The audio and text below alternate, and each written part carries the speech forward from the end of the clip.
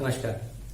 पिछले 6-7-8 महीनों से हम देख रहे हैं कि आईटी के शेयर्स में काफी ज्यादा गिरावट हो रही है। कई शेयर ऐसे हैं जो अपने भवन खाई से करीब 30 to 40% तक करेक्ट हो चुके हैं। ये सेक्टर वही सेक्टर है जिसमें कोरोना के टाइम पे सबसे ज्यादा रैली दिखाई दी थी, जबकि उस टाइम पे जो कोर सेक्टर्स के शेयर थे वो काफी ज्यादा स्ट्रगल कर रहे थे, क्योंकि लॉकडाउन का सबसे ज्यादा इम्पैक्ट कोर इंडस्ट्री पे ही पड़ा था। अब ये शेयर आईटी के इतने ज्यादा गिर चुके हैं कि आगे इनके फ्यूचर को लेके भी लोगों में काफी सारे डाउट्स आ रहे हैं। आज के इस वीडियो में हम डिस्कस करेंगे कि आखिर कोरोना के टाइम पे आईटी के स्टॉक्स में इतनी रैली क्यों आई थी, अभी आईटी के शेयर इतने ज्यादा क्यों गिर रहे हैं और आगे इन आईटी शेयर्स का फ्यूचर क्या है। तो सबसे पहले हम बात करेंगे कि कोरोना के टाइम पे आईटी के शेयर्स में इतनी ज्यादा रैली क्यों आई थी। देखिए, कोरोना के टाइम पे लॉकडाउन के कारण कोर इंडस्ट्रीज काफी ज्यादा स्ट्रगल कर रही थी, क्योंकि लॉकडाउन के कारण से मैन पावर अवेलेबिलिटी की प्रॉब्लम थी, साथ में रॉ मटेरियल की अवेलेबिलिटी की भी प्रॉब्लम चल ही रही थी। डिमांड भी कम थी, इसलिए उनके प्रॉफिट मार्जिन पे इसका बहुत बुरा असर पड़ रहा था। वहीं पे आईटी इंडस्ट्री में कोरोना का इतना इम्पैक्ट नहीं पड़ा, क्योंकि लॉकडाउन होने पर भी आईटी के जितने भी एम्प्लॉयज थे वो वर्क फ्रॉम होम कर सकते थे। Work from home IT industry में पॉसिबल था, इवन 100% वर्क फ्रॉम होम भी इस सेक्टर में पॉसिबल था। उसी टाइम पे आईटी इंडस्ट्रीज के रिजल्ट जो थे वो भी काफी अच्छे आए, तो इसी कारण आईटी के शेयर्स में काफी ज्यादा उछाल देखने को मिली, क्योंकि इन्वेस्टर्स को ये चीज पता थी कि कोरोना का आईटी इंडस्ट्री पे इतना इम्पैक्ट नहीं पड़ेगा जितना कोर सेक्टर में अभी पड़ रहा है। इसलिए सभी ने आईटी के शेयर्स में इन्वेस्टमेंट किया। आईटी के शेयर्स की खरीदारी को बहुत ज्यादा हुई, इसलिए वो अपने डिजर्विंग प्राइस से काफी हाई चले गए। इसलिए ये बात तो तय थी कि कभी न कभी आईटी के शेयर्स में करेक्शन आएगा ही, और इतना ज्यादा करेक्शन आएगा यह किसने सोचा नहीं था। अब हम बात करते हैं कि आईटी के शेयर में इतना करेक्शन आया क्यों। देखिए, कोरोना के बाद में एक दूसरा खतरा सबको नजर आने लगा था, वो था इन्फ्लेशन का, रिसेशन का। इन्फ्लेशन तेजी से आगे बढ़ रहा था, तो दुनिया भर के जो सेंट्रल बैंक थे उन्होंने ये डिसाइड किया कि हम बैंक के इंटरेस्ट रेट को बढ़ाएंगे। बैंक के इंटरेस्ट रेट अगर बढ़ते हैं तो मार्केट से लिक्विडिटी कम हो जाएगी, ये बात भी तय है। इंटरेस्ट रेट के बढ़ने के डर से इन्वेस्टर्स ने आईटी के शेयर से, या कहना चाहिए सारे ही शेयर से अपना पैसा वापस निकालना शुरू कर दिया। तो जो स्टॉक एक्सचेंज थे दुनिया भर के वो तेजी से नीचे आने शुरू हो गए। दूसरा जो खतरा सबसे बड़ा था वो सामने आया रेसेशन का।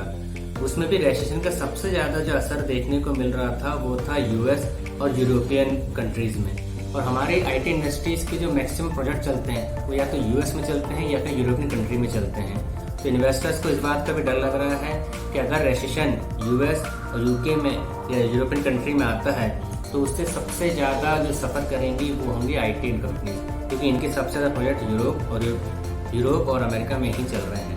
इसका भी बुरा असर आईटी के शेयर्स में देखने को मिल रहा है। और साथ ही आईटी इंडस्ट्रीज के जो रिजल्ट इस बार आए हैं वो इतने अच्छे भी नहीं आए, इस वजह से भी आईटी के शेयर बहुत ज्यादा गिर रहे हैं। अब हम बात करेंगे कि आईटी शेयर्स का फ्यूचर क्या है। देखिए, आईटी इंडस्ट्रीज इंडियन जीडीपी में 8% का कंट्रीब्यूशन करती है, ये बहुत बड़ा सेक्टर है। अभी पिछले कुछ क्वार्टर में हमने देखा कि आईटी इंडस्ट्रीज ने काफी सारी हायरिंग की है, काफी पैकेज भी बढ़ा है, इंसेंटिव्स भी बांटे हैं, क्योंकि आईटी इंडस्ट्रीज फ्यूचर रेडी होना चाहती है। और आने वाले दिनों में आर्टिफिशियल इंटेलिजेंसी का, ऑटोमेशन का, क्लाउड का एक बहुत बड़ा मार्केट बिल्ड होने वाला है। इसलिए आईटी इंडस्ट्रीज फ्यूचर रेडी होना चाहती है और काफी सारी हायरिंग कर रही है। देखिए, कोई भी इंडस्ट्री शेयर मार्केट के प्राइस को या किसी स्टॉक एक्सचेंज के मूवमेंट को देख के अपना बिजनेस डिसाइड नहीं करती। उनकी खुद की अपनी स्ट्रेटेजी होती है, अपनी खुद की प्लानिंग होती है, और वो उसी स्ट्रेटेजी, उसी प्लानिंग के अकॉर्डिंग ही आगे बढ़ती है। इसीलिए आईटी इंडस्ट्रीज की हम बात करूं तो आईटी इंडस्ट्री फ्यूचर रेडी होने की तैयारी कर रही है, काफी सारी हायरिंग कर रही है, ताकि अपना फ्यूचर में आने वाले प्रोजेक्ट्स को अच्छे से मैनेज कर पाए। दूसरी बात, हम लोग सर्विस बेस्ड सेक्टर में काफी आगे हैं। आईटी जो सर्विस बेस्ड सेक्टर है और हम काफी सारा एक्सपोर्ट करते हैं आईटी के टर्म्स में। इसके साथ ही कई आईटी कंपनीज ने पिछले कुछ क्वार्टर में कई सारे एक्विजिशन भी किए, इससे फ्यूचर में उनका रेवेन्यू भी बढ़ेगा और प्रॉफिट भी बढ़ेगा।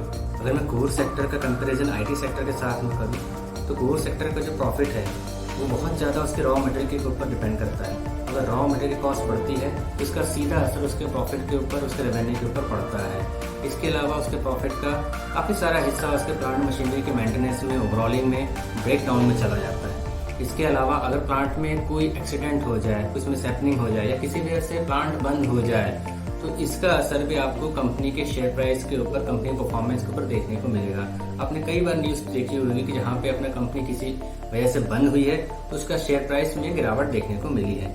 ये सब दिक्कतें आईटी स्टॉक्स के साथ में नहीं होते हैं। इसलिए भी आईटी के जो शेयर प्राइस हैं या उनका रेवेन्यू है, प्रॉफिट है, वो थोड़ा सस्टेनेबल नजर आता है कोर सेक्टर के कंपैरिजन में। इन्हीं सब रीजन की वजह से आने वाले टाइम में आईटी का फ्यूचर ब्राइट नजर आता है। अभी भले ही आईटी के शेयर काफी नीचे चल रहे हैं, पर एक अच्छी बाइंग अपॉर्चुनिटी बन सकती है उन लोगों के लिए जो अपनी इक्विटी को बढ़ाना चाहते हैं या फिर फ्रेश बाइंग करना चाहते हैं। जब इन्फ्लेशन का, रेसेशन का खतरा टल जाएगा, उसके बाद फिर से शायद हमें आईटी शेयर्स में एक अच्छी रैली देखने को मिले।